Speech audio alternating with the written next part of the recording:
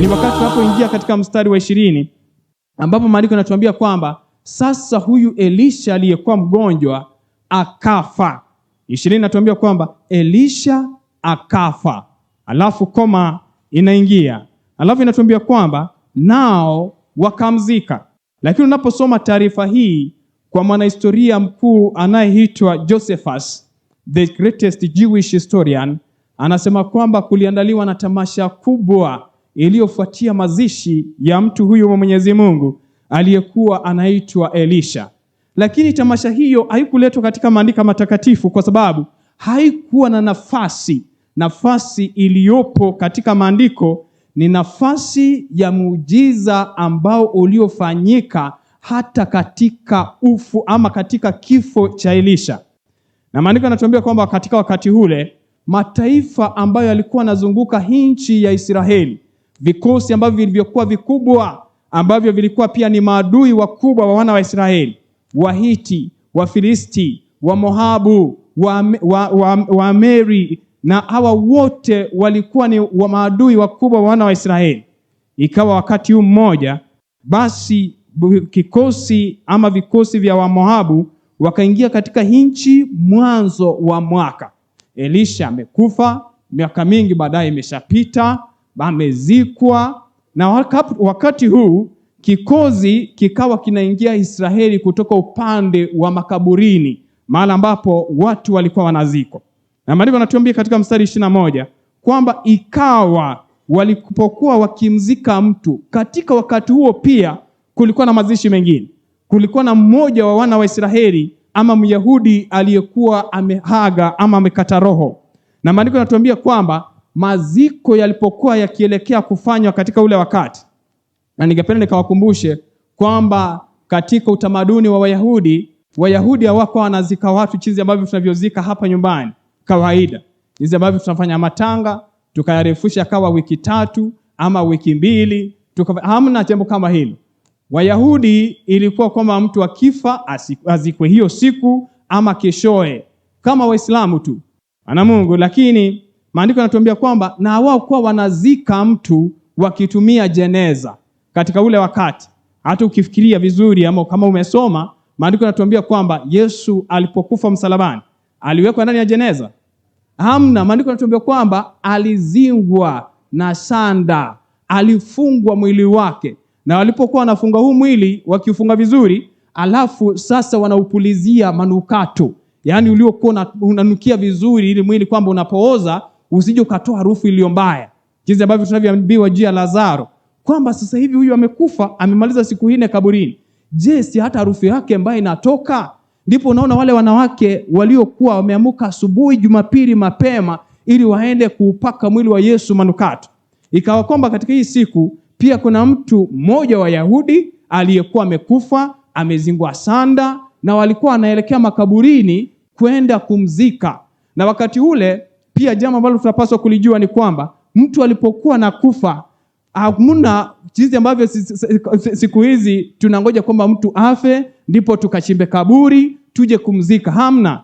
Mtu alikuwa anachimba kaburi lake awali akingojea. Hivyo sasa watu wako katika matanga, wamebeba mwili wanaelekea maziko. Na maandiko yanatuambia kwamba ikawa walipokuwa wakimzika mtu, angalia, waliona kikosi. Hawa ni watu ambao wametoka nyumbani, wako katika kilio, wanaelekea kwenda kumzika mtu. Mmoja wao ambaye amewahaga, wametoka wako katika hali ya majonzi. Na maandiko yanatuambia kwamba kabla wafike katika kaburi ambalo lilikuwa limechongwa kwa sababu ya kuhifadhi mwili wa mtu ambaye alikuwa amebebwa, maandiko yanatuambia kwamba kwa umbali tu wakatazama, wakaona kikosi ambacho ni cha wana wa Moabu waliokuwa na silaha, waliokuwa tayari kuwakabili katika vita. Na maandiko yanasema hivi, basi angalia, waliona kikosi, wakamtupa yule mtu kaburini mwa Elisha. Wana Mungu, hapo sasa wakaona kwamba hatutaenda mahali ambapo kikosi kinatokea wala adui wanaokuja sisi kutupiga vita. Wakapata kaburi lililokuwa karibu tu, na kaburi hilo katika zile siku kaburi lilikuwa linachongwa, watu wanahifadhiwa ndani, alafu lilikuwa linafunikwa na jiwe. Wakaona hapa karibu sasa tutafanya vipi, kwa sababu hatutaweza kwenda kule mbele mahali ambapo kuna adui zetu. Wakatoa jiwe haraka haraka. Maandiko yanatuambia kwamba wakamtupa yule mtu ndani ya kaburi. Na maandiko yanatuambia kwamba wakamtupa yule mtu kaburini mwa Elisha. Mara yule maiti alipoiguza mifupa ya Elisha. Na Mungu, ningependa ukasikize kwa makini. Yule mtu ambaye ni mfu, maiti anaenda kuzikwa, alipoiguza tu mifupa ya Elisha, maandiko yanatuambia kwamba alifufuka, akasimama kwa miguu. Beloved, if we were in an English class, we could have said this: no sooner had the remains of this man landed on the bones of Elijah. What is the next word? Than he came back to life. Punde tu mwili wake ulipoguza mifupa ya Elisha hivi, huyo mtu akafufuka. Na unajua hawa ni watu walio katika harakati za shamra yani. Wakafanya haraka haraka ili kwamba yule adui asija kuwafikia. Maandiko yanatuambia kwamba wakamrusha tu na wakaanza mbio wakielekea ule upande mwingine, ili wakakuja wakakwepa wale ambao ni maadui waliokuwa wanakuja kuwapiga vita. Na ningependa nikakuulize swali. Unajua tunaruhusiwa unaposikiza mahubiri na wewe jenga taswira ya mahubiri. Huyu ni mtu ambaye amerushwa ndani ya kaburi, ameguza mifupa na amefufuka. Unadhani alipofufuka akaangalia, akaona kikosi, na yeye alianza kufanya nini? Hawa watu ambao wamemrusha ndani ya kaburi wameanza mbio, kwa sababu huyu ni maiti. Wakakwepe kikosi. Mtu ambaye amerushwa amefufuka, na yeye ameona kwamba kuna hatari kutoka ule pande mwingine, na yeye akafanya nini? Akaanza mbio. Ilikuwa ni wakati mmoja katika historia ya dunia ambapo watu walio hai na maiti walikuwa wanakimbia wakielekea sehemu moja. Mbio sana, mwendo wa kazi. Naona Mungu, maandiko yanatuambia kwamba, unajua kama kuna swali ambalo tunajiuliza ambalo aliwezi likaleta utata katika mafundisho tulionayo. Je, kulikuwa na nini katika mifupa ya Elisha? Je, kulikuwa kuna maanisha kwamba Elisha alikuwa hajafa kabisa? Je, inamaanisha kwamba mtu anapokufa hafi kabisa? Wana Mungu, hilo si swala. Wala ambao tulio na lesoni ya muhura huu, tunajua kwamba mtu anapokufa anakufa kabisa, ijara yake imetoweka na kumbukumbu lake limetoweka. Lakini wana Mungu, jambo ambalo limefanya kwamba hili tukio liwe katika maandiko matakatifu ni lipi? Kwamba mtu anarushwa ndani ya kaburi, anaguza mifupa, anakuwa hai. Beloved, why all this drama? Why all this drama? Na nikipenda wana wa Mungu katika njia ya kipekee hii, ama nguvu hizi, chanzo cha nguvu hizi kilikuwa kipi? Ama hizi nguvu mwanzo wake ni upi? Na Mungu, ningependa tukaende katika kitabu cha Wafalme, hicho tu, kitabu cha Wafalme, mwanzo wa nguvu hizi. Huyu Elisha anayefanya miujiza mpaka hadi wakati wa kufa, chanzo chake ni kipi? Maandiko yanatuambia hivi katika kitabu cha Wafalme wa pili. Ningependa tukakwenda pale tukasome kwa utaratibu katika mchana wa leo, ili tukapate kusikia, tukachanganue mada hii na kuielewa siri ya nguvu hizi ilikuwa ni gani. Maandiko yanatuambia hivi katika kitabu cha Wafalme wa pili sura ya 2, chanzo cha mambo haya yote. Wana Mungu, maandiko yanatuambia kwamba Elisha alikuwa amepokezwa kijiti hiki cha uongozi kama nabii katika nchi ya Israeli kutoka kwa mtangulizi wake aliyekuwa anaitwa Elia. Na maandiko yanatuambia kwamba katika siku za mwisho za Elia kumaliza kazi zake katika dunia, wakiwa wanaandamana na Elisha, maandiko yanatuambia hivi katika kitabu cha Wafalme wa pili 2 mstari wake kwanza: ikawa hapo Bwana alipopenda kumpandisha Elia mbinguni kwa upepo wa kisulisuli, Elia alitoka Gilgali pamoja na Elisha. Elia akamwambia Elisha, tafadhali kaa hapa, maana Bwana amenituma niende mpaka Bethel. Huu ulikuwa ni wakati ambapo Elia alikuwa anawahaga wanafunzi wake. alikuwa amefungua ama kuzindua shule za unabii ambazo tunaita the schools of prophets, na alikuwa anapita kutoka shule moja kwenda shule nyingine ili akapate kuwahaga, lakini anapotoka akamsii mwenzake kwamba kabakia hapa, ninapokwenda ni mbali. Lakini kasikize jinsi ambavyo Elisha anamjibu. Mstari wa 3 inasema, Elisha akasema, kama Bwana ishivyo na roho yako ishivyo, sitakuacha. Basi wakashuka mpaka Betheli. Basi wana wa nabii waliokuwako Betheli wakatoka kuonana na Elisha, wakamwambia, je, unajua ya kuwa Bwana atamuondoa bwana wako leo asiwe mkubwa wako? Akasema, naam, najua, nyamazeni. Wanafunzi walikuwa wamearifiwa kwamba mkubwa wao ambaye alikuwa anaitwa Elia ataondoshwa katika dunia, na walikuwa wanamhuzunikia ama walikuwa wanamhurumia ambaye alikuwa ni msaidizi mwenza aliyekuwa anaitwa Elisha. Mstari wa 4 unatuambia kwamba Elia akamwambia, tafadhali kaa hapa chini, maana Bwana amenituma niende mpaka Yeriko. Hapa ni katika kituo kingine ambacho kilikuwa ni cha masomo. Akasema, kama Bwana ishivyo na roho yako ishivyo, sitakuacha. Nao wakafika Yeriko.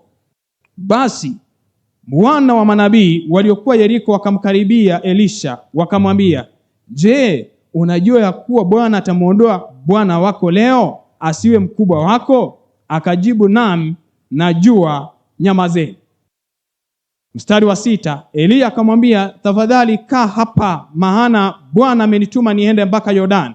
Akasema, kama Bwana ishivyo na roho yako ishivyo, sitakuacha. Wakaendelea mbele wote wawili. Elisha katika wakati wake wa mwisho ama nyakati zake za mwisho akiwa na Elia, hakumwachilia mkubwa wake. Walikuwa wanatembea bako ama sako kwa bako, unyo kwa unyo. Alikuwa anafuata nyayo zake moja kwa moja. Sasa kasikize mstari wa 7 unavyotuambia. Basi watu 50 wa wale wana wa manabii wakaenda wakasimama kuwakabili kwa mbali, na hao wawili wakasimama karibu na Yordani. Elia akalitoa vazi lake juu, akalikunja, akayapiga maji yakawanyika huku na huku, na hao wawili wakavuka pakavu. Huu ni muujiza ambao Elia amefanya. Ametoa vazi katika mabega yake, ameyatawanya maji, na wote wawili wamepita. Elisha anatazama. Maandiko yanatuambia mstari wa 9, hata ikawa walipokwisha kuvuka. Sasa hiki ndicho kilichokuwa kipindi cha lala salama, jambo la mwisho, tukio la mwisho. Na maandiko yanasema kwamba hata ikawa walipokwisha kuvuka, Elia akamwambia Elisha, omba kwangu lolote utakalo.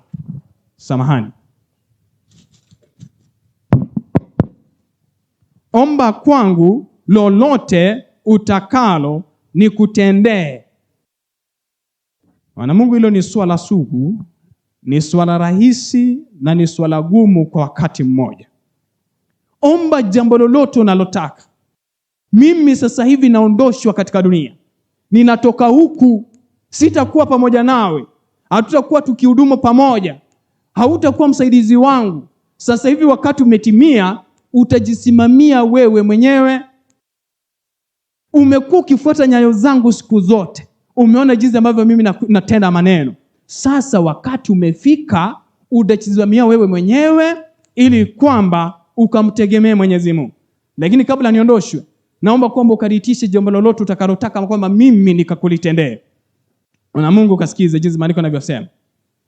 Elisha akasema, sasa kasikize kwa makini, na kuomba sehemu maradufu ya roho yako na iwe juu yangu.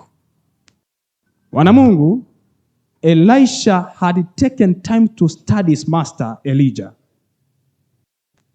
The Bible tells us he had taken a keen note of his footsteps. Na maandiko yanatuambia kwamba katika wakati wake wa mwisho hakumwambia kwamba alikuwa anataka vitu vingine ambavyo alivyokuwa navyo, ama labda akamulilia akamwambia kwamba ninataka ninapoondolewa kwamba tuondolewe wote tukakwenda kule juu mbinguni. Hamna. Alimtazama akamuona na akamwambia hivi, katika lugha ya Kizungu inasema kwamba I need a double portion of your spirit. Praise the Lord. Ninachotaka kutoka kwako si kitu kingine. Ninachotaka kutoka kwako, nataka maradufu ya roho wako. Alikuwa amemtazama Eliya vizuri. Alikuwa amemuona jinsi ambavyo anavyotembea. Alikuwa ameona jinsi ambavyo anafanya kazi. Wana Mungu, kwa wale ambao mmesoma, hamna mtu ambaye hawezi akafurahishwa na maisha ya Eliya katika dunia. Maandiko yanatuambia kwamba katika giza ambalo lilikuwa limegubika nchi ya Israeli, wakati ambapo takrimu kubwa ya watu, asilimia kubwa ya watu wa wana wa Israeli walikuwa wamepotoka na wamejiambatanisha na njia za Baal na kumwabudu, na wengi walikuwa wameweka viegezo ama wameegeza sanamu za kuabudu na kumwacha Mungu wa mbinguni. Maandiko yanatuambia kwamba huo ndio wakati wa giza kuu, during the time of the national apostasy, that God called forth for Elijah.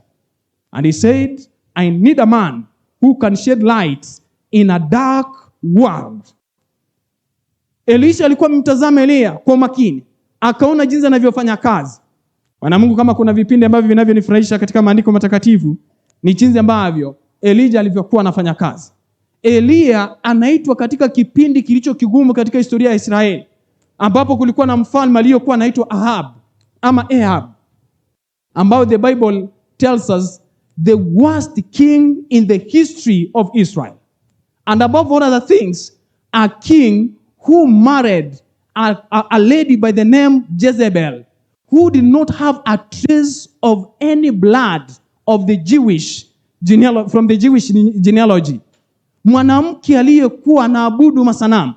Yani, a wicked king marries a wicked woman, and beloved, they made this nation of Israel to be covered with gross darkness. Na watu wengi katika Israeli walikuwa wameingia katika kuabudu sanamu wa hali ya juu. Na maandiko yanatuambia kwamba katika wakati huu Mungu akamuibua nabii aliyekuwa anaitwa Eliya. Maandiko yanatuambia kwamba nabii huyu alipoona kwamba uovu umezidi, kipindi kimoja maandiko yanatuambia kwamba huyu nabii alikuja akamwambia mfalme Ahab kwamba kwa sababu ya utukutu wako na kwa sababu ya kukanyaga sheria za Mwenyezi Mungu, basi mapigo yatakuja katika nchi ya Israeli kwa miaka 3.5, hamna mvua itakaonyea nchi ya Israeli. Maandiko yanatuambia kwamba kwa makini, wana Mungu, jua ilipiga nchi ya Israeli kweli kweli. Huyu nabii wa Mwenyezi Mungu akakwenda mafichoni hadi miaka 3.5 ilipotimia. Maandiko yanatuambia unaposoma katika kitabu hicho cha Wafalme wa kwanza 18, wakati mmoja mfalme Ahab na mfanyakazi wake aliyekuwa anaitwa Obadia walitoka, akaambia mfanyakazi wake kwamba enda hii sehemu nyingine ukatafute nyasi na mimi niende hii sehemu nyingine, ili kwamba nikapate kutafuta tuone hata kama tutapata maji kwa sababu ya mifugo yetu. Nchi ilikuwa imekauka. Lakini hata kwa wakati huo roho ya unabii anatuambia kwamba kando na hapo hakuna sehemu katika dunia ambapo Ahab alikuwa hajamtafuta Eliya. Na maandiko yanatuambia kwamba wakati huo Eliya akamtokea huyu aliyekuwa anaitwa Obadia, na akamwambia kwamba ninataka ukakwenda sasa hivi, si wakati mwingine, saa hii ukakwenda ukamwambia mkubwa wako huyo mfalme Ahab kwamba Eliya anayemtafuta yupo hapa. Asienda akamtafuta mahali kwingine, nipo hapa. Obadia, maandiko yanatuambia unaposoma hiyo sura 18 kwamba Obadia anamuuliza, je, iwe vipi kwamba nitakapokwenda kumuita mfalme na huyu mfalme hamna nchi katika dunia ambapo hajakutafuta wewe, nije nikapata kwamba roho wa Mwenyezi Mungu amekubeba na kukupeleka katika sehemu nyingine? Akamwambia, nipo hapa na msubiria. Wana Mungu, jambo linalonifurahisha, maandiko yanatuambia kwamba Obadia alipofika kwa Ahab akamwambia kwamba kuja sasa, huyu Eliya unayemtafuta yupo hapa. Maandiko yanatuambia, unajua mfalme ni kama alikuwa kama president, na unajua presidential escort ambayo mfalme upata. Unajua the kind of security ambayo mabaunza wenye ukaa kwa president. Elia alikuja kwa mfalme na anamuita na hana hata bodyguard mmoja. Not even a single bodyguard. And you know, beloved, the prophets and kings tells us, when Ahab came before the man of the Lord, Elijah the prophet, the Bible tells us, he was so unmanned, uneasy, he didn't know what to say. And you see, straightforward, he said, "Are you Elijah, the troubler of Israel?" Beloved, the pen of inspiration tells us that he spoke with a shaking voice before the man of the Lord, who did not have even a single bodyguard. Beloved, it takes everything. Once your relationship with God is straight, not even the king and the powerful king of the nation can shake you. Praise the Lord. Not even the worst enemy can come near you. Beloved, the Bible tells us, Elisha, while all this was taking place, Elisha mtu wa Mungu alikuwa anatazama. Baka nauliza, nguvu za aina gani hizi ambazo huyu mwanaume anazo? Wana Mungu, maandiko yanatuambia kwamba wakati huo Elia akamwambia Ahab, kwa sababu umekanyagia sheria za Mwenyezi Mungu na umefanya kwamba nchi ya Israeli iliyokuwa inamwabudu Mwenyezi Mungu wameanza kumwabudu Baal. Sasa naomba hivi, tuende katika sehemu tambarare, sehemu ya juu. Let's go to the mountain top. And beloved, there we shall decide for how long have we been divided, or can we be divided between two opinions. If God is God, let him be, and if Baal is, let him be. Alimwita akamwambia kwamba tuende sehemu ya juu. Hapo ndipo aende kuwaibisha wale manabii wa uongo. Wakati wote Elisha ametazama. Wakati miujiza inafanyika juu ya mlima, Elisha ametazama. Wakati manabii wa Baali wanapofanya mizunguko na kufanya maombi ambayo hayakuwa nasikika, Elijah akiwaambia kapigeni makelele, labda wakati huu jikate, labda Mungu wenu amelala. Wana Mungu, Elisha ametazama. Na unaposoma maandiko yanatuambia kwamba Mount Carmel ilikuwa sehemu ya juu, mahali ambapo watu waliokuwa wanazunguka huu mlima wakitazama wataweza ona matukio yanayofanyika juu ya mlima. Maandiko yanatuambia kwamba ulipotimia wakati wa Elia kuja kufanya maombi, hakujishurutisha, hakujisumbua, hakujipiga. Aliwaambia kwamba katika kafara tunaenda kuitoa hata maji ya mwage. Na maandiko yanatuambia kwamba aliinua kinywa tu kwa maneno machache akamwambia Mwenyezi Mungu, naomba kwamba uwepo wako ukapate kudhihirika, watu wakapate kukujua kama Mungu na muumba wa mbingu na nchi na vitu vyote na sisi katika siku ya leo. Na alipomaliza kutoa ombi lake, moto ukashuka kutoka juu mbinguni. Wana Mungu, Elisha wakati wote ametazama. Na maandiko yanatuambia kwamba Elia alipomwambia Elisha kwamba naomba jambo lolote kutoka kwangu, Elisha alisema kwamba mimi ninalolihitaji kutoka kwako ni roho maradufu, a double portion of the Holy Spirit in you. Na maandiko yanatuambia hivi, ningependa ukasikize kwa makini.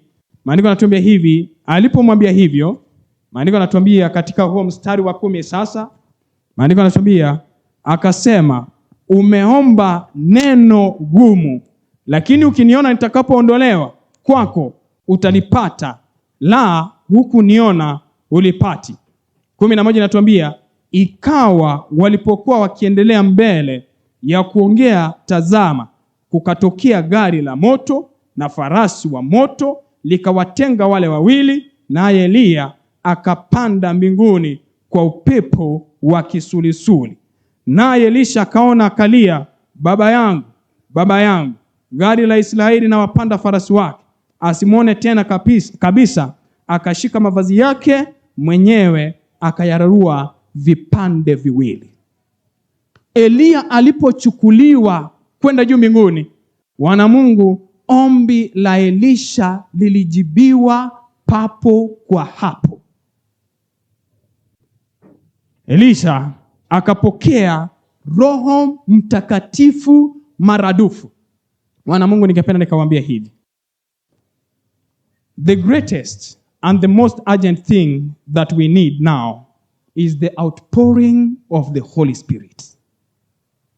Jambo tunalolihitaji kabisa kuliko vitu vingine, jinsi tulivyo hivi, si ati sisi si wa Kristo, sisi ni Waadventista wa Sabato, tulio katika uvumi ama katika a movement, the only true organization, the only true movement, the Church of the Lord in the last days of this world's history, the Seventh-day Adventist. Beloved, I'm convicted of that. And I talk that with a lot of confidence. This definitely is the true church of God. The only true church of God in the world. And therefore the hope of the world. Beloved, we have all the truths with us. God has committed the oracles of heaven onto our hands. Everything that was centered for the Jews has been given to the Seventh-day Adventists. And that is why someone else cannot be able to take me out of this church. I wonder, beloved, when I see Seventh-day Adventist churches and members going out to solicit for extra powers of prayer than what can be able to be offered in this church. You see, beloved, sometimes I hear stories that mtoto amepagawa, at people are going to seek, at watu wanaenda kutafuta muombaji abasabi monyiwethe bandoki. Beloved, how can you go to sharpen your axes in the Philistines' land? Watu tunatoka katika kanisa kuu la Mwenyezi Mungu. Jambo tunalohitaji katika kanisa la Mwenyezi Mungu ni roho maradufu wa Mwenyezi Mungu. Roho Elisha aliomba, yule roho akafanya miujiza katika siku hizi za mwisho tunapotazamia marejeo ya pili ya Bwana Yesu Kristo. Bwana asifiwe. Huyo ndiye tunayemtaka hapa. Ndipo utasikia watu wanavyosema huku nje tu, ati unajua katika kanisa la SDA hakuna roho. Beloved, let me tell you, I'm convicted beyond doubt that the Spirit of the Lord dwells in the commandment-keeping people. Praise the Lord. And this is the place. Beloved, listen. Here comes the question of priority. What is in your priority list? Wana Mungu, kwa vitu unavyovitaka kama Mkristo. Wewe ni Mwadventista wa Sabato, unayekuja kanisani kila Sabato. Kuna watu jinsi tangu wampokee Yesu wako katika hiyo hali, hakuna kukua, hakuna kurudi chini. Hamuna uko katika hiyo hali. Beloved, what is in your priority list? Beloved, some of us, the priority list in our, if there is anything that is topping our priority list, that my children may be educated, there is no problem with that. It's a desire of everyone else. And I believe it pleases God when we excel in every other aspect. Watu wengine, in the priority list, that I be the wealthiest person in this town. No problem with it, beloved. But should that take the first position in your priority list? What is in your priority list, beloved? Wana Mungu, ningependa nikakwambie, if you ask for the right thing, you get every other thing. But if you ask for the wrong thing, you end up getting no any other thing.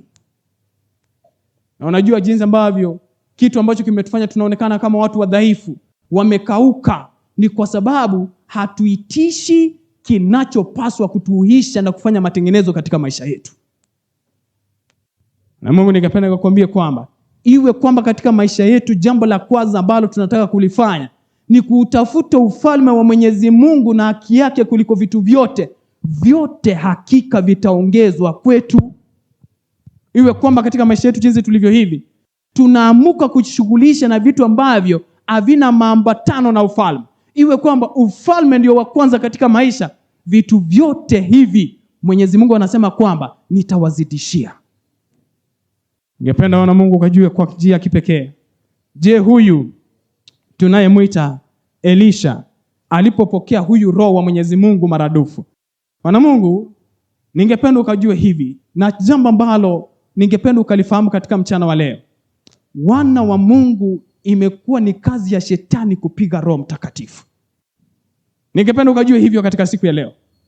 Huyu Elisha alipopokea Roho Mtakatifu, nilisikia Sharon alisema kwamba alifanya miujiza 14, lakini wacha niwaambie, miujiza yote ikijumuishwa ambayo Elisha alifanya, hamuna nabii mwingine katika Biblia aliyekaribia hata nusu ya miujiza ambayo huyu Elisha aliyefanya. Aliyemzidi tu alikuwa ni Yesu. By the way, let me tell you in a summary, Jesus did 38 miracles. Elisha did 19 miracles in total. He did 18 miracles while living and 1 miracle while what? Dead. Wana Mungu, he was a machine for miracles. Yaani kama kuna watu ambao wana manufacture miracle, ilikuwa ni Elisha. Wana Mungu, maandiko yanatuambia kwamba huyu Elisha alipopokea yule roho, vitu ambavyo alivyofanya, alifanya kazi kubwa kuliko aliyekuwa amemtangulia, mtangulizi wake aliyekuwa anaitwa Elia. Wana Mungu, najua Elia walipotoka katika mlima, maandiko yanatuambia kwamba alipokuwa amewaua manabii 800 waovu wa Jezebel, maandiko yanatuambia kwamba everyone celebrated and said, the Lord of Elijah is the true God. And when they came from the mountain and the report got to Jezebel, unajua Ahab came home and explained what took place on the top of the mountain. And he actually explained how he was humiliated before his leaders and how God of Elijah was exalted. Maandiko yanatuambia kwamba huyu mwanamke mwovu alitoa vitisho. She gave threats. Akasema kwamba Elijah amefanya hivyo. Sitakuwa mwanamke. Wacha tungoje tusubiri kwamba kesho kwa wakati kama huu, kama kichwa cha Elia kitakuwa katika kichwa chake. Elia aliposikia maneno hayo, maandiko yanatuambia kwamba Elia alikimbia, akaingia mafichoni, na maandiko yanatuambia the kind of prayer that Elijah made, alitoa maombi gani? Mwenyezi Mungu, naomba kwamba ufanye nini? Uniue nisiishi. Beloved, you can see a contrast. A powerful man who has done wonders on the top of Mount Carmel is now being called forth. When he's supposed to demonstrate courage, he runs away from a woman. My beloved, do you know what? On the other hand, maandiko yanatuambia kwamba Elisha alipokuwa anafanya kazi zake, unaposoma Wafalme wa Pili 6, maandiko yanatuambia kwamba alifanya mambo makubwa kiasi kwamba mfalme mmoja wa Washami alipokuwa anapanga kuua ama kuwapiga vita wana wa Israeli, Mwenyezi Mungu alikuwa anamnongonezea Elisha katika chumba chake. Mpaka wakati mmoja mfalme akaja akawaambia watu wake, will you not tell me who is for the king of Israel? Because we cannot be devising everything, and at the end of the day, Israel seems to be having a copy of what we are discussing even in our closed chambers. And one of the soldiers must have told the king that, don't you know that there is a prophet of the Lord in Israel who tells actually the king everything that you do even in your own bedroom? Beloved, let me tell you, Elisha had the spirit of discernment. Every other time that the kings of Syria, the kings of Philistines, the kings of the Hittites, all when they were planning anything against the children of Israel, the Lord could reveal that to the man of the Lord, Elisha, in Israel. Maandiko yanatuambia kwamba wakati mmoja sasa watu wakakuja katika vita. Kwa sababu sasa mfalme ameambiwa kwamba Elisha huyu ndiye taabu.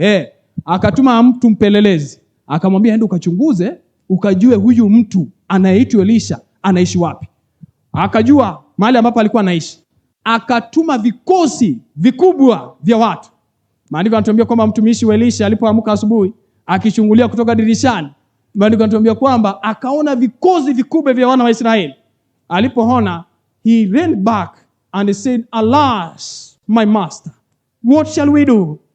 Beloved, the Bible tells us, do you think that Elisha was moved by such a statement, that the enemy has camped outside against us? The Bible tells us no.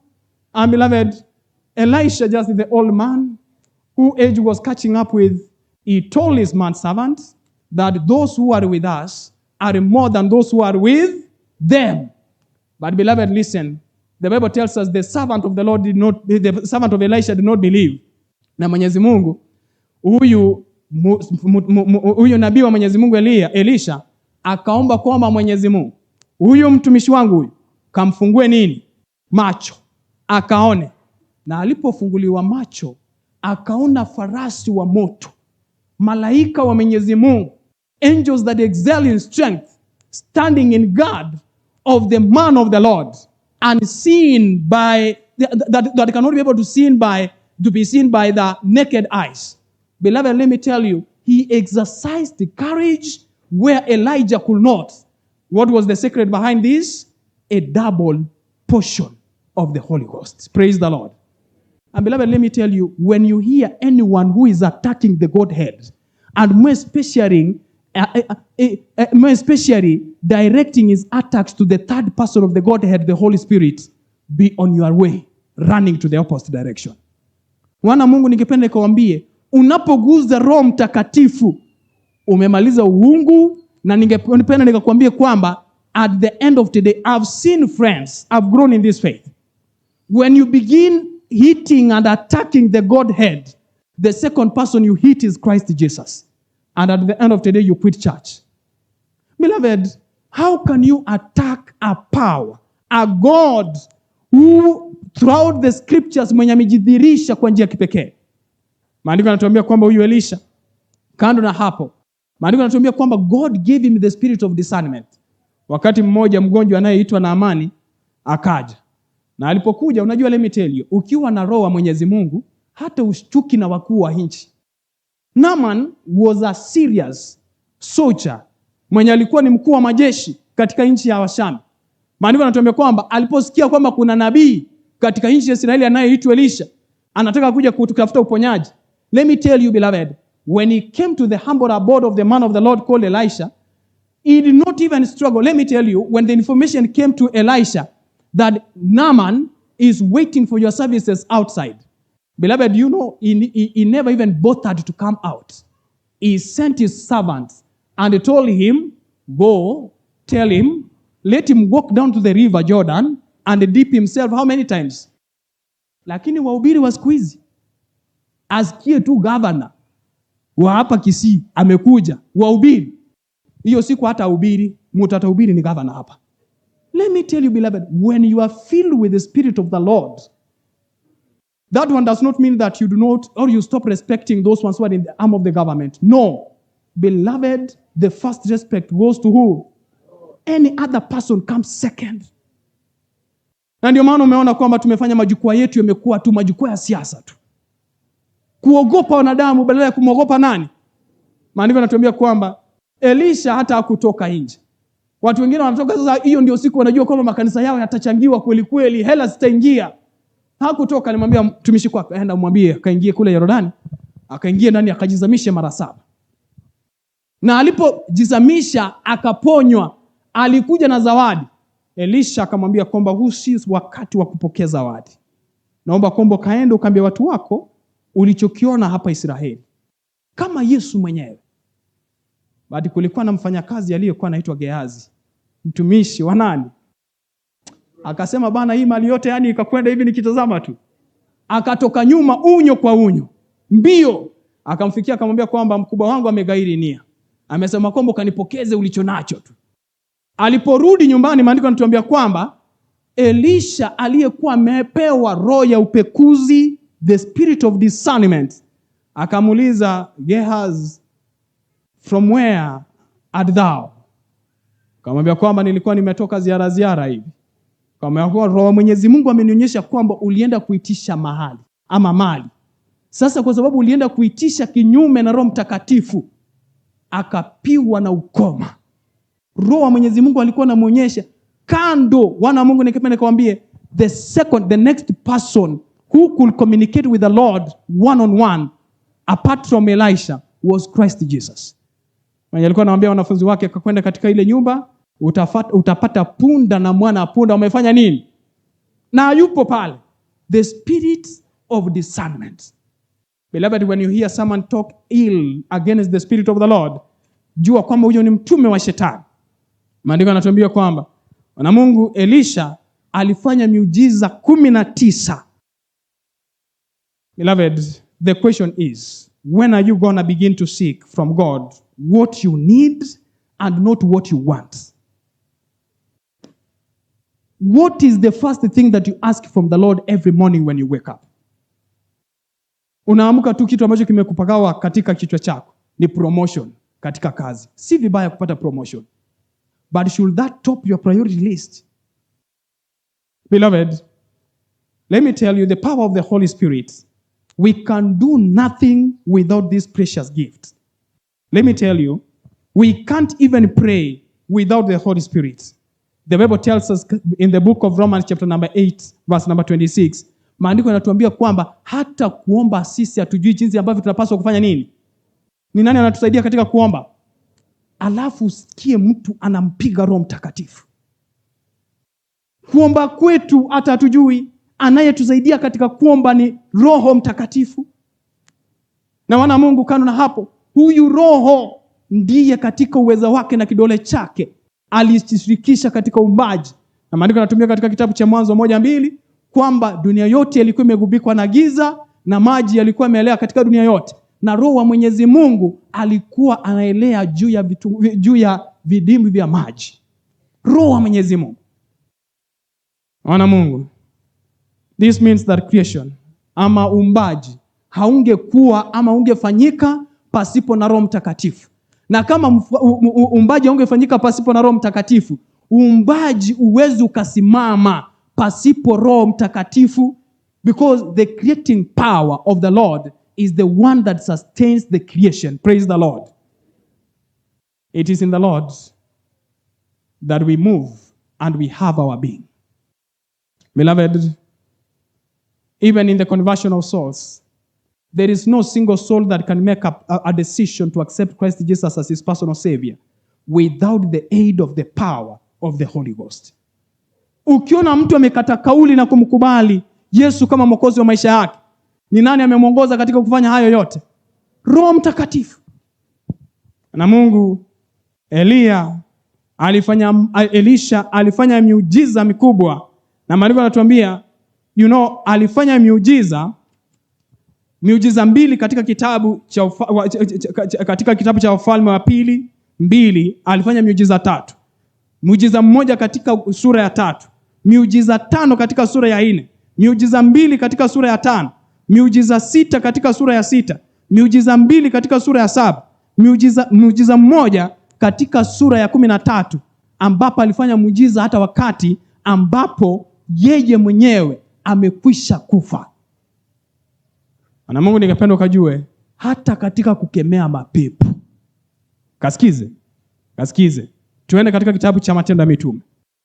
Matendo ya Mitume. Ningependa ukasikie jinsi maandiko yanavyotuongoza, ukajue kazi ya huyu Roho Mtakatifu. Ningependa ukasikie Matendo ya Mitume 13, mstari wake 6. Mstari wake 6.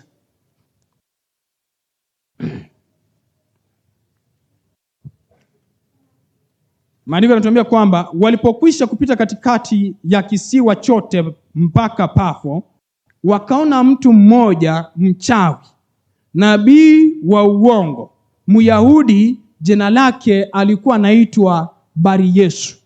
Huyo ni nani? Paulo na wenzake. Maandiko yanatuambia kwamba walipokuwa wanapita wakapata mtu mmoja ambaye alikuwa nini? Wana Mungu, ongea nami. Walikuwa nini?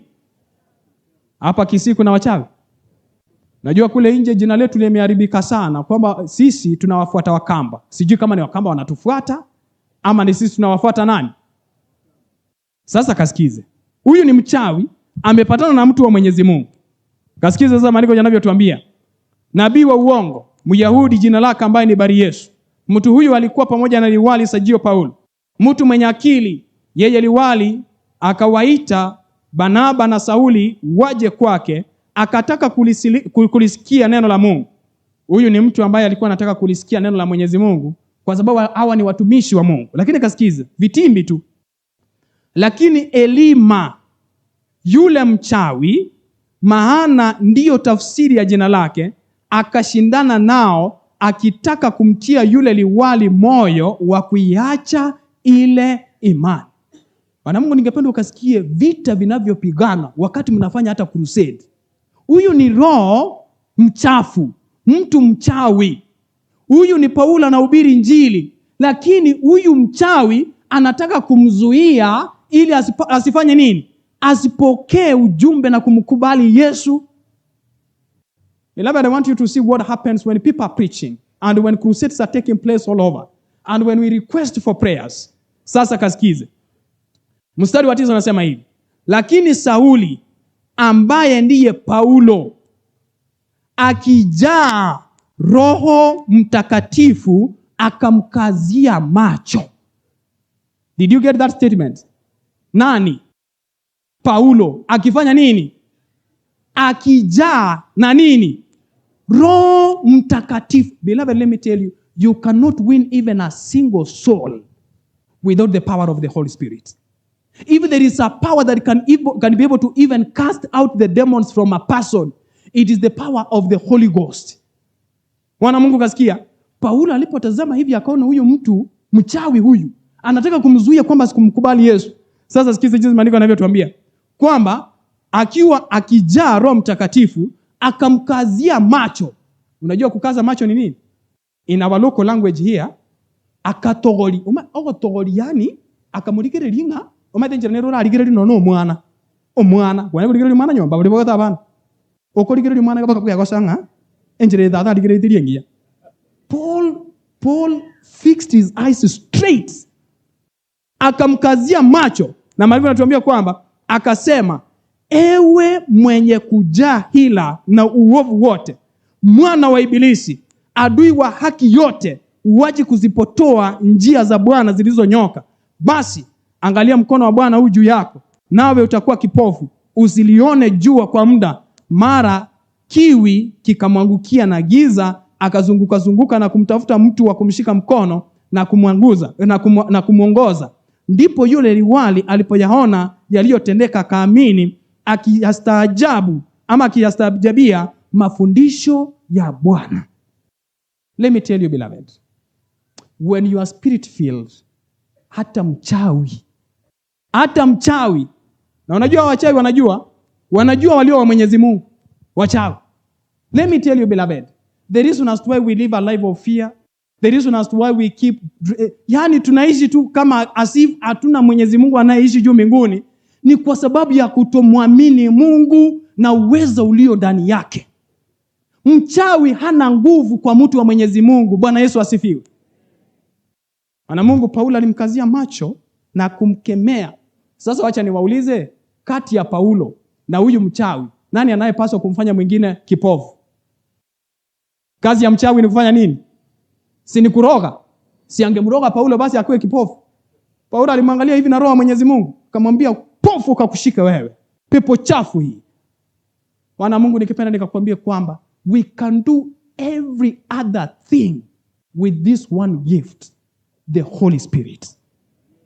If there is anything that we should pray for in this life, God, fill me with thy Holy Spirit in great abundance. Nipe Roho Mtakatifu, nijaze, nisimamishe mbele ya watetezi wangu, niandalie meza, nifungulie milango, waangamize maadui ya watoto wako. Ana Mungu, ningependa nikafika katika kilele cha kufundisha katika siku ya leo. Lakini kabla sijamaliza, ningependa nikakwambia katika siku ya leo unapotoka hapa, ukabadilishe nia na maisha yako na hata jinsi unavyofanya maombi katika siku kila siku.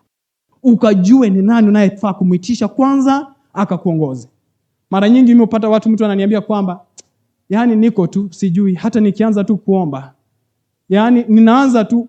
Do you know there are people who do prayers as if they repeat the same statement in the morning, the same statement in the evening. There is no change in their prayer. It is as if the way you see maisha yao hawana kitu kingine.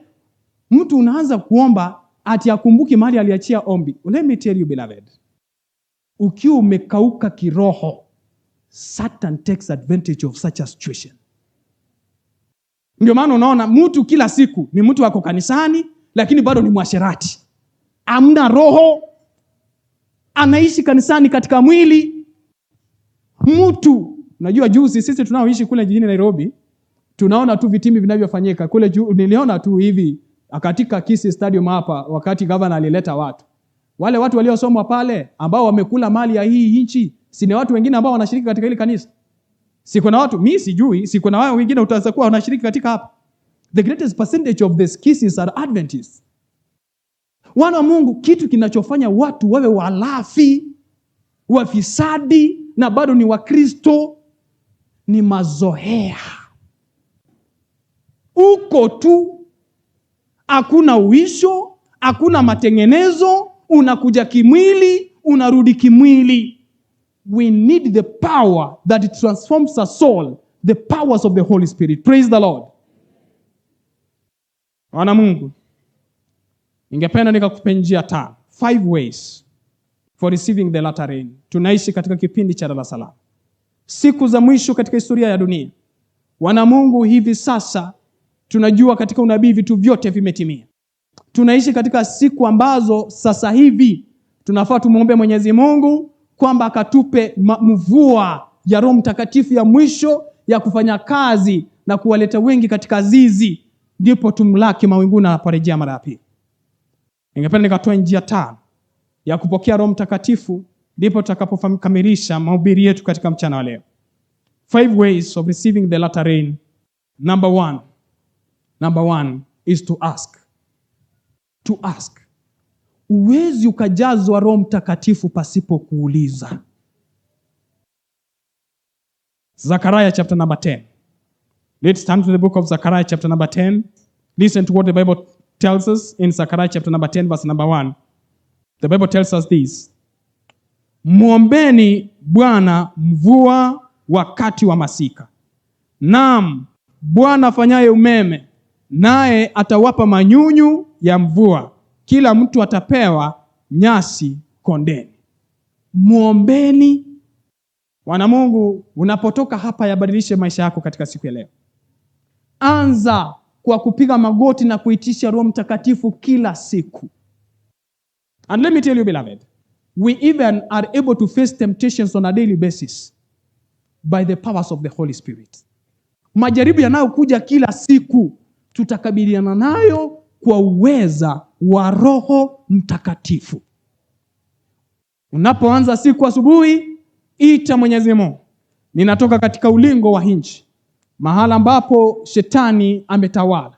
Katika mahali pangu pa kazi, iwe kazini, iwe mahali popote pale, naomba kwamba Roho wako Mtakatifu akanisaidie niishi kama Danieli. Itisha Roho Mtakatifu. Jambo la pili,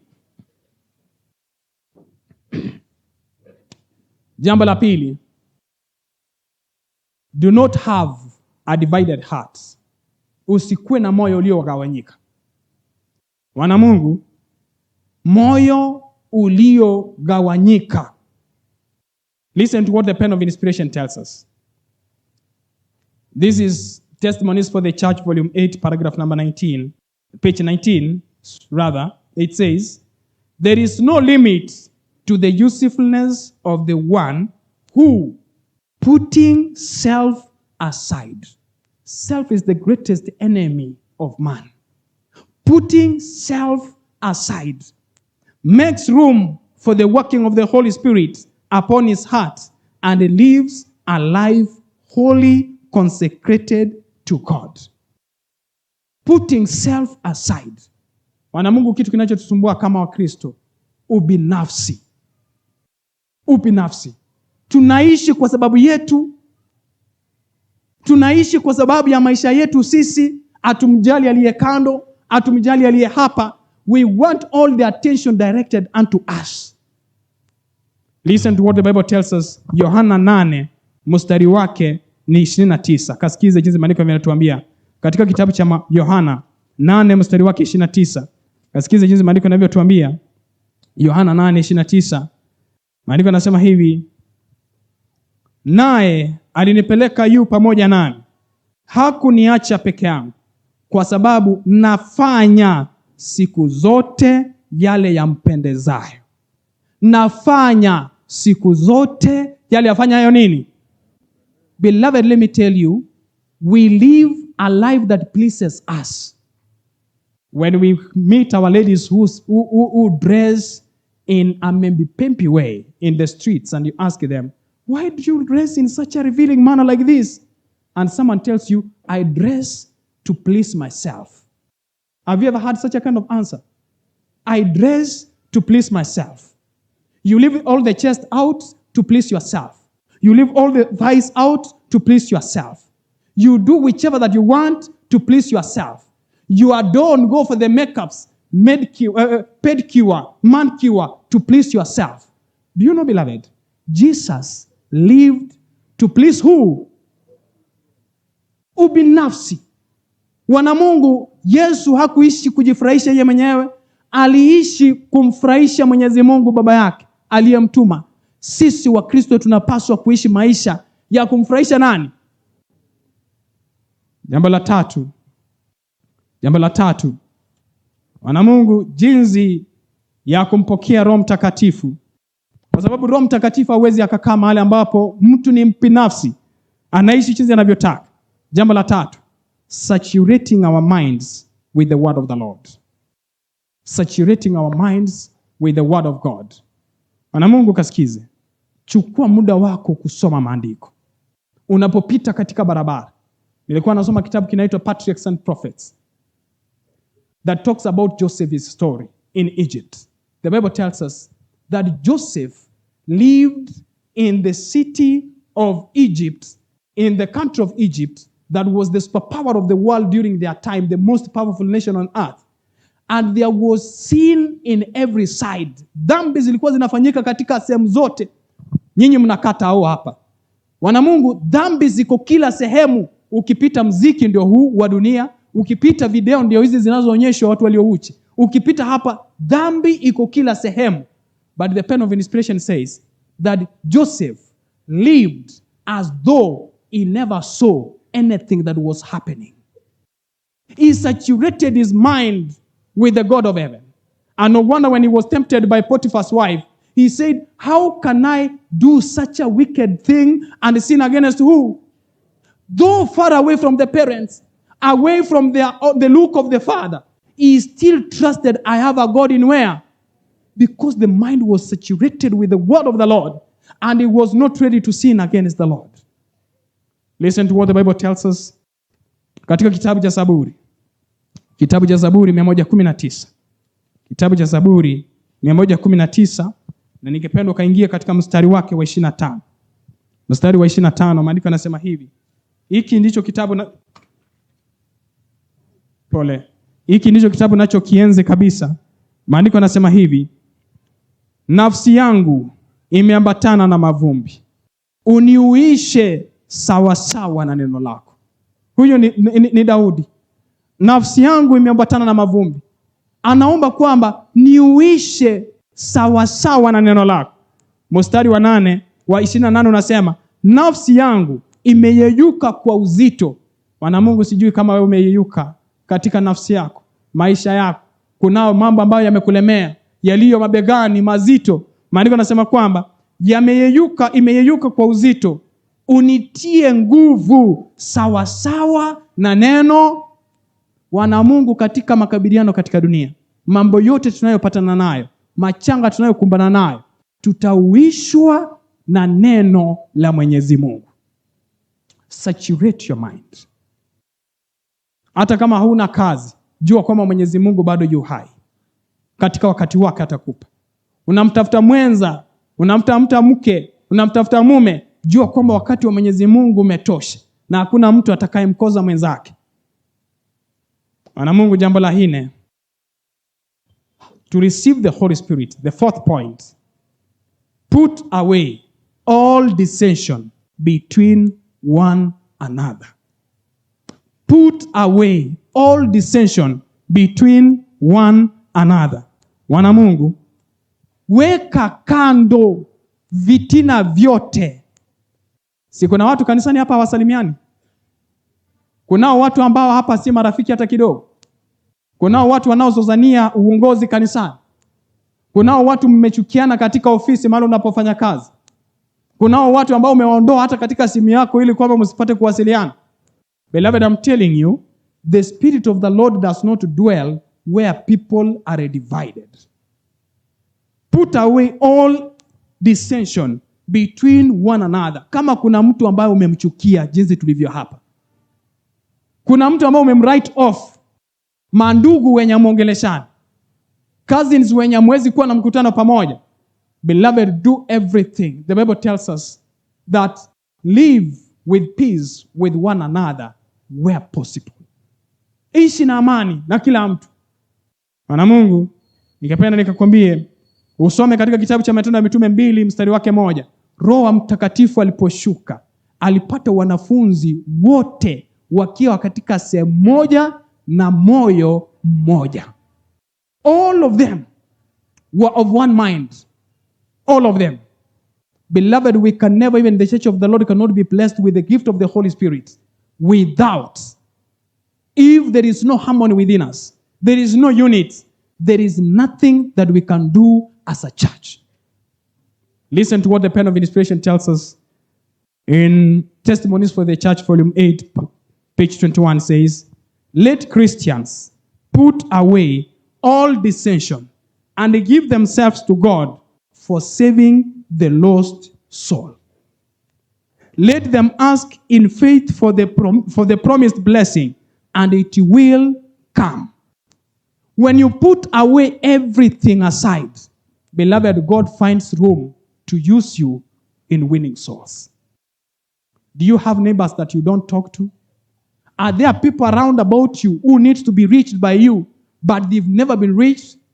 Beloved, ask for the powers of the Holy Spirit. Ask for unity. Kama kuna watu ambao mmekosana, omba Mwenyezi Mungu akujaze Roho Mtakatifu na ukapate kuwasamehe. Let me tell you, all of you and all of us who are here, know that it takes the hand of the Lord to forgive. It takes the hand of the Lord to forgive. And we must ask that because it is promised in the word of the Lord. Finally, number 5. The prerequisite of receiving the Holy Spirit, number 5, active labor for others. Active labor for others. Wana Mungu, nikataka hapa nikawaambie siri. Ukitaka kujazwa na Roho Mtakatifu, begin reaching others for the sake of the kingdom of the Lord. Wafikie watu wengine. Ongea na mtu. I thank God very much. Jinsi ambavyo nilikuja hapa, unajua niliwaambia mtumishi Nimrod rafiki yangu. Jana alinipigia simu akaniambia kuna mali tunaenda visitations leo na kesho. Na aliniambia vile umekuja Kisii nimekupanga. And beloved, we will be going to visitations in the places where he is working towards winning souls. Let me tell you, God cannot leave you destitute when you work towards bringing many into the fold of the Lord. If you want power, ask for the power, and God will give you in great abundance. Ana Mungu, ningependa nikawaambie kwa njia ya kipekee. Roho Mtakatifu wa Mwenyezi Mungu ndizo nguvu tunazohitaji kama kanisa katika siku hizi za mwisho, tunapomtarajia Yesu arudi mara ya pili. Nguvu za kufanya uisho, nguvu za kufanya matengenezo, nguvu za kugeuza mwili yetu na maisha yetu ya kila siku. Wana Mungu, watu ambao tumekuwa kama ni kawaida. Unajua tukiwa hapa jinsi tulivyo hivi, mimi nilizaliwa hapa Kisii, hata kama ninaishi kule mjini Nairobi kwa miaka mingi sasa. Lakini ningependa kawaambie kwamba hapa tunaenjoy tu dini. Hapa tunaenjoy. Yaani umezaliwa kama Mkristo, Mwadventista, uoni utofauti wowote na watu wengine. Wana Mungu, ningependa nikakwambie kwamba kunazo nguvu za dhehebu hili la Mwenyezi Mungu la ukweli katika neno la Mwenyezi Mungu.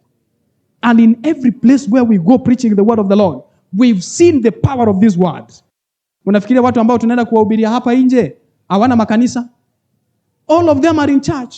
By the way, let me tell you, in Kenya, most of the people are worshipers and are Christians, but they are in the wrong places. And the word of the Lord, the sure word of prophecy, is to redeem the children of the Lord from darkness into such a marvelous light as this that God has brought us unto. Beloved, how many with me will say, God of heaven, I'm just asking for this one thing. Nijaze na Roho Mtakatifu. That is your prayer. Lord, I want to make such a prayer today here. Lord, fill me with the Holy Spirit in great abundance. Just that one thing that Elisha asked for. That is what I want in my life. Stand onto your feet. Just that one thing. Just that one thing. That is the force that I want in my life. Beloved, we want to do a session of prayer here, but I want to give someone an opportunity. to accept Christ Jesus as his personal savior. Najua jinsi tulivyo hivyo mati mkubwa. Jinsi tulivyo hivi. Kunao wengine ambao hawajampokea Yesu kama mwokozi wa maisha yao. This power begins to work in the hearts of human beings who have given their lives to Jesus. Life begins upon contact. Yule mtu mfu, maisha ama uhai ulianza punde tu alipoguza mifupa. Uhai wetu unaanza tunapomguza Bwana Yesu kwa kumpokea kama mwokozi wa maisha yetu. Beloved, I want to pray with someone here. Maybe you are in church today here and you've never accepted Christ Jesus as your personal savior. And beloved, you want to say you've never been baptized. And let me tell you, beloved, when you're not baptized, you live by the grace of the Lord, but you're not protected. Life begins after we accept Jesus as our personal savior. And I want to make this humble request. Someone in here who is not baptized and says, Lord, I want you to prepare me for baptism anytime soon ahead. You've never been baptized and you're making that decision. Let me see by the show of hands. I want to pray with such one person. Mungu, mimi sijabatizwa. Asante sana kakangu. Ningependa kwamba unijaze Roho Mtakatifu nisimamishe katika imani. Thank you very much. You've never been baptized. I want you to be very honest with God. It is between you and God. This is not a business with man. Between you and God. Thank you for the handsome thing there. You've never been baptized and you're making that decision now. Let me see by the show of hand. Hata kama ukiwa kule nyuma. Nataka nione huyo ndiye mtu nataka kumwombea. Thank you very much. Thank you very much. Thank you very much. God bless you. God bless you very much. Mungu awabariki kwa njia ya kipekee. Inua tu mkono mahali ulipo. Mahali popote. God bless you. God bless you. Thank you very much. Someone else out there. Thank you very much for the hand I'm seeing there. Hujawahi batizwa na unaamua kwamba Mwenyezi Mungu nihifadhi katika imani. Kwamba nisije nikapotea kabla sijakubatizwa ndani ya maji yaliyo mengi. Nataka nikaone kwa mkono. Mahali popote ulipo. Don't look left or right. This is between you and God. Beloved, thank you very much for the handsome thing back there. Just lift up your hand straight. Lift up your hand straight. God help me. I'm making this decision now, not any other time. Thank you very much for the handsome thing. Someone making that decision. God bless you. God be with you. Thank you very much. Put your hands down. I'm making another prayer. You were baptized, but we are living in a sinful world that we can never call home. And you're saying, Lord, I've been living a riotous life. I've lacked peace, and I've lacked sina amani katika moyo wangu. Ninajua kwamba nilimkosea Mwenyezi Mungu. Naomba kwamba Bwana unisaidie nikapate kurejea. You want to come back again. Tunaishi katika dunia ya dhambi, hapa si nyumbani. And you're making that decision that I backslided, but I'm coming back home again. Beloved, I want to pray for such a person. Let me see by the show of hand. You were baptized before, but you went back. Thank you very much for the hand I'm seeing. But you went back and you're saying, God, thank you very much for the hand I'm seeing. But you're saying, I want to make a comeback. Thank you very much, my brother. God bless you. God bless you very much. Ulibatizwa lakini ukarudi nyuma. Bwana Mungu, God bless you, my brother. God bless you very much. Ulibatizwa, asante sana kwa mkono unaoona kule nyuma. Ulibatizwa lakini mawimbi ya dunia yamekupiga, umerudi nyuma na unataka kumrejea Mwenyezi Mungu. Lift up your hand straight. God bless you. Thank you very much. Thank you very much for the hands I'm seeing. God bless you. God bless you, my brother. God bless you. I'm seeing hands back there.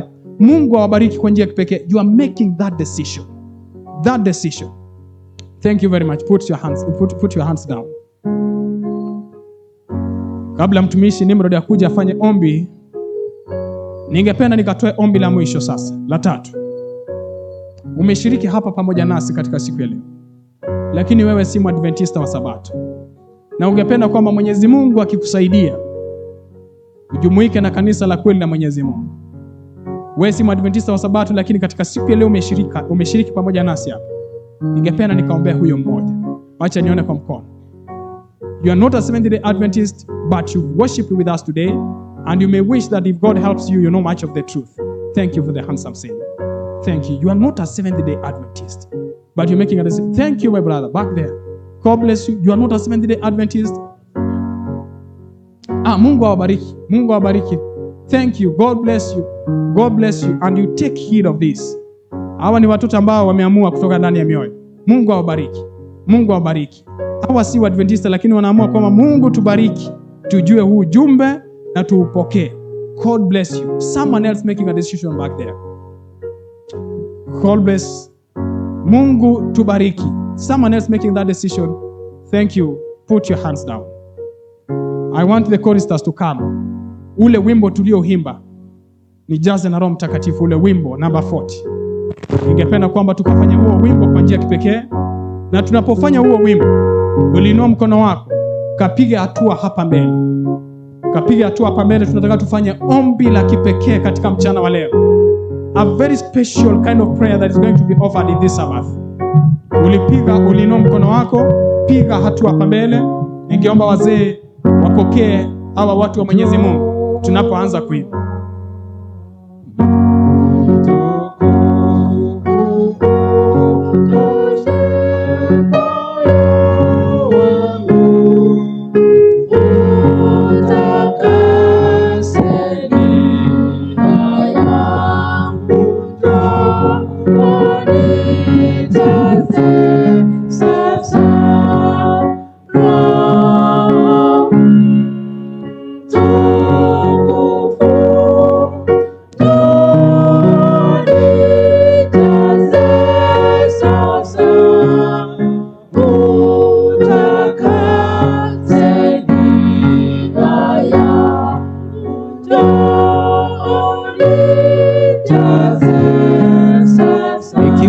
Mkono wako juu, njoo. Najua ni vigumu sana kuja mbele, lakini njoo, utabarikiwa kwa njia kipekee tutakapomaliza kwa ombi. Najua sio rahisi, lakini njoo, utabarikiwa. Ni Roho Mtakatifu alikusaidia ukainua mkono juu, atakupatia uwezo wa kuja mbele. Endelea kuja, ubarikiwe sana kwa njia kipekee. Mungu akubariki ndugu. Watoto, Mungu akubariki. Dada, ubarikiwe sana. Asante sana ndugu, ubarikiwe sana. Endelea kuja mbele. Najua sio rahisi, lakini njoo, utabarikiwa. Na kuhakikishia sio rahisi, lakini Yesu Kristo atakusaidia. Roho Mtakatifu akuguze kwa njia kipekee. Njoo, tutakapomaliza kuimba tunaomba. Asante kwa wale ambao wanaendelea kuja. Roho Mtakatifu atujaze kwa njia ya kipekee.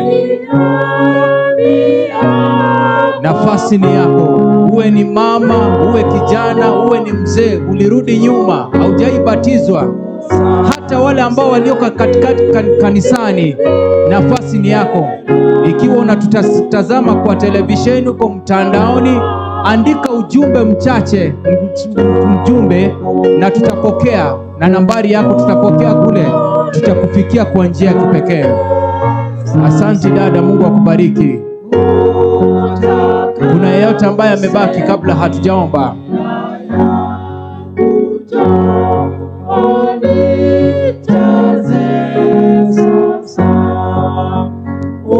Kule madukani tunabembelezwa ili tuweze kununua nguo. Tunabembelezwa saa zingine kuingia supermarket. Tunabembelezwa kuingia katika magari ambayo yanaenda Keroka, Kisumu. Tunang'ang'aniwa. Hapa pia mbele tunabembeleza watu kuingia mbinguni kabla mlango wa rehema haujafungwa. Ikiwa hujabatizwa au ulibatizwa ukarudi nyuma, nafasi ni yako, njoo.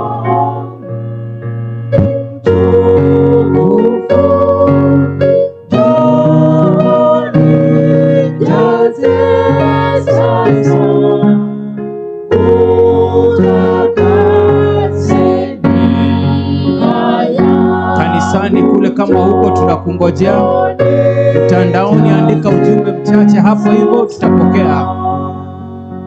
Asante sana, na tuombe. Baba yetu ishie mbinguni, tunakushukuru kwa mchana wa leo. Asante kwa sababu umenena.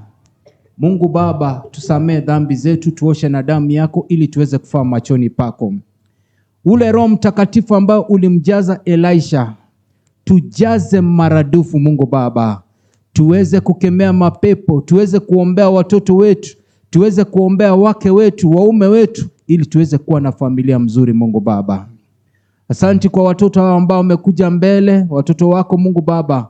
Wengine wanaenda kufanya mtihani mwaka huu Mungu Baba, Form 4, Standard 8, Standard 6, na wengine ambao wako universities. Wasaidie Mungu Baba waweze kuwa vichwa wala sio mkia. Lakini zaidi ya yote, hao watu umati ambao umekuja hapa mbele Mungu Baba, asante kwa kuhifadhi maisha yao na hata hawajabatizwa. Umewapatia nafasi mara ya pili wakuje miongoni mwako Mungu Baba. Wapatie nguvu waingie katika darasa la ubatizo, wakafundishwe na wakabatizwa kwa maji na Roho Mtakatifu. Wale ambao walirudi nyuma hata hawashiriki katika Pasaka, walirudi nyuma wamekuja mbele. Asante kwa mkono wako Mungu Baba. Wasaidie waweze kufanya uamuzi, wengine huenda wakabatizwa mara ya pili. Tunawakabidhi mikononi mwako. Tunaomba Mungu Baba, unapozuru wana wako usiwapite. Leta uisho na matengenezo katika kanisa hili la Kisii Central Church Mungu Baba. Usipite mtu yote, kila mtu aanze kufanya kazi ya kuleta watu katika zizi lako, ili neno litakapofika kila mahali nawe utakuja. Asante kwa mtumishi wako ambao umemtumia kwa njia ya kipekee. Zidi kumbariki na familia yake, na zaidi ya yote jinsi ambavyo tumesimama hivi, tunakusii na tunakulilia, tujaze na Roho Mtakatifu, ili hata katika kifo chetu tuweze kufanya miujiza. Tuandae kwa kurudi kwako mara ya pili, ni katika jina la Yesu Kristo tumeomba na kuamini. Amen.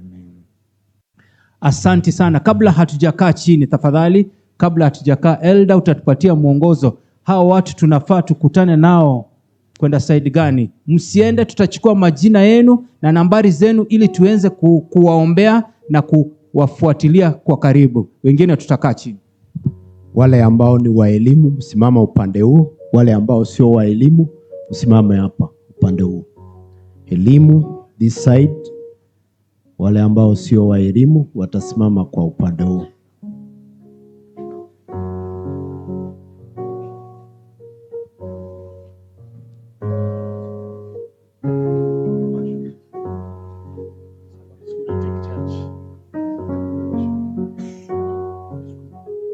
Shule nafikiria nitawapea namba, na mkirudi shuleni hiyo namba itatumika na viongozi wenu shuleni.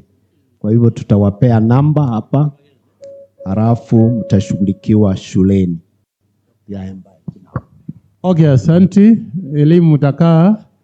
You about your church elder who will take charge of you at school to prepare you for baptism.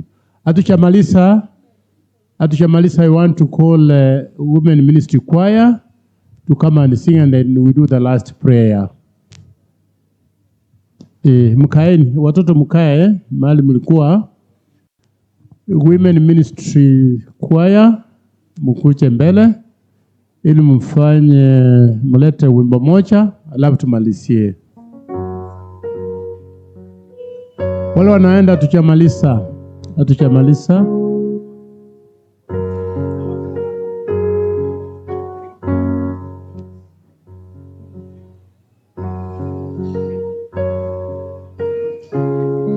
Vincent.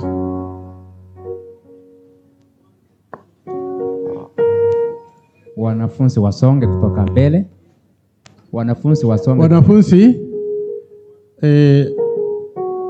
mtupatie nafasi.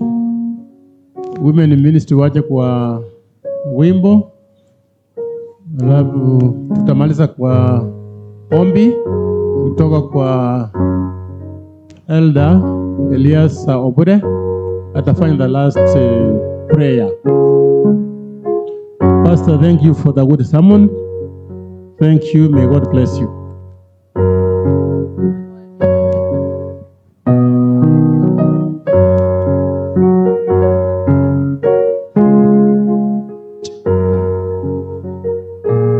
Apatie nafasi waimbe.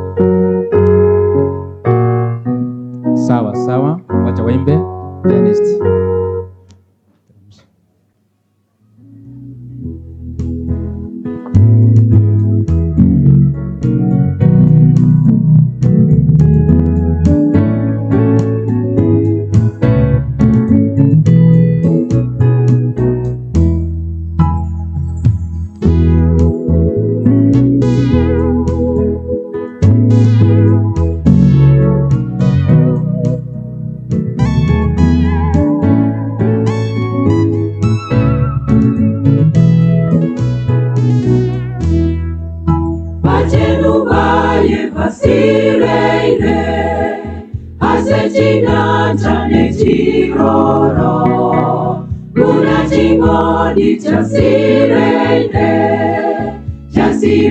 masense yebibe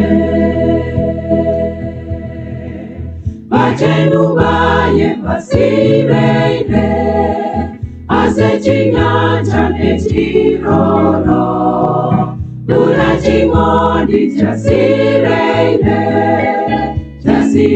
masense yebibe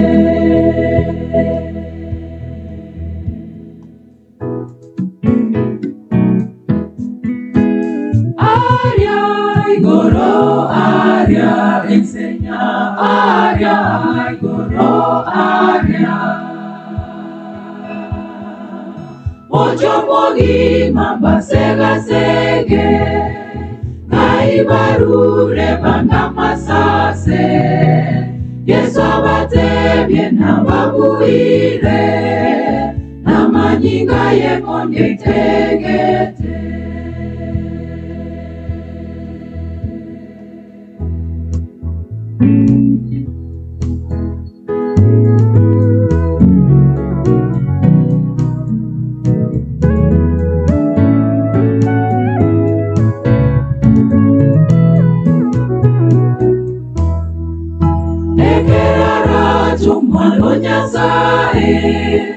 Natura bage korwa chindera Pachenu boti bagende goro Bamenya rore miaka ne miaka Ekera rotu mwando nyasae Natura bage korwa chindera Pachenu boti bagende goro Bamenyarore miaka ne miaka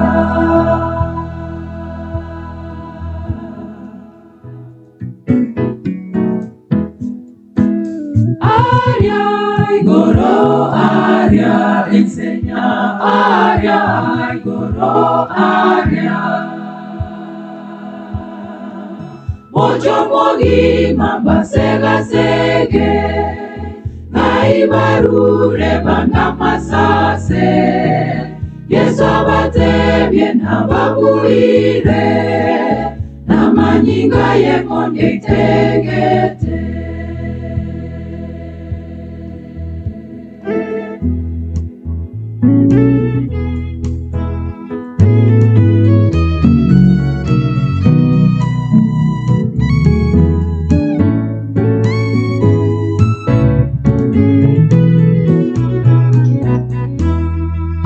Natwabuire bibe byeseye Natotaiwe Yerusalemu Enzeyo mwanere na matunda Twamenya rore miaka ne miaka Natwabuire bibe byeseye Natotaiwe Yerusalemu Ezeyo mwanere na matunda Twamenya rore miaka ne miaka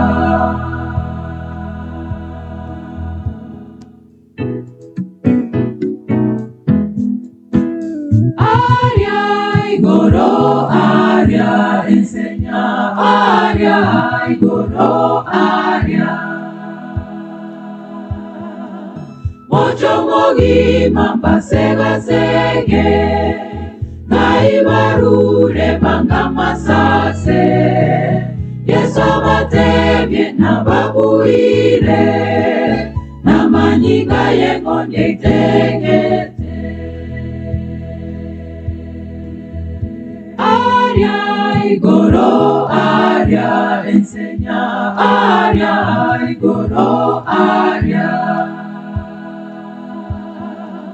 Mocho mogi mamba sega sege Ngai barure banga masase Yesu abate bien ababuire Na manyinga ye konye tegete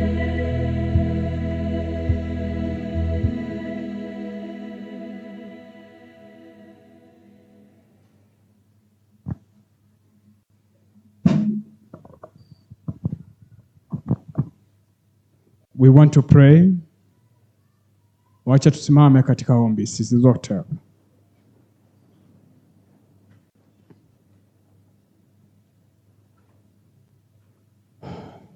Let's pray. Our Father and our God who lives in heaven, glory and honor be unto you forever. We are so grateful that you've talked to us through thy word. Lord, we asking that you may forgive us our sins and wash us with thy blood that was shed on the cross. In the mighty name of Jesus, we bind and cast out the demonic forces and his agencies from our midst. Lord, we thank you that you've called us from darkness unto such a marvelous light as this. What shall we do, Lord? Help us to be the light of the world, that many may come unto thee because of our influence. Lord, we want to thank you for your children who made it here. We pray that in a very special way that you may consecrate our hearts. If there is anyone who has not fully decided to make a decision fully that is anchored in the truth and to endeavor in manly and godly struggle, that we may have the character of Christ Jesus. Lord, we pray that put your spirit in such a person here today. We want to pray that let that mind that was in Christ Jesus be also in us. We pray that we may have a replica of the Christ likeness character on earth even as we wait for you. Let everyone see that we've been with you, just as it was evident with the disciples, that these unlearned and unschooled men have been with Jesus. Let there be power in our hearts, in our life, in our lifestyle, in everything that we do, at our workplaces. Let there be a distinction and a clear line between us and the heathens. Lord, we pray in a very special way that above all other things, quicken us, that upon your second coming, we may meet you in the clouds and go to be with you forever. This is our prayer in Jesus' name. For I have learned to trust him so, and I remember 'twas for me that he was slain on Calvary. Jesus shall lead me